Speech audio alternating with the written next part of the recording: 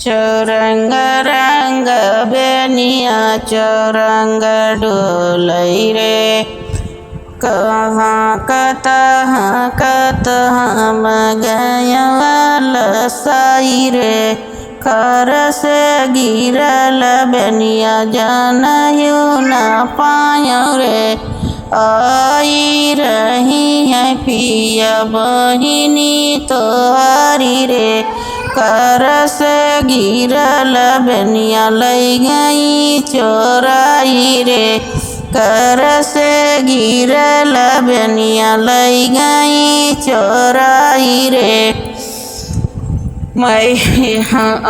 से जिया बिछाऊ बहुत धन रे मैया जी कई जनमली बहिनिया नहीं पौबै रे आचरा बिछाऊ बहुत पिया है हो मैया जी कई बिनली बेनियवन नहीं पौबै हो मैया जी कई बिनले बेनियवा कहाँ पौबै हो।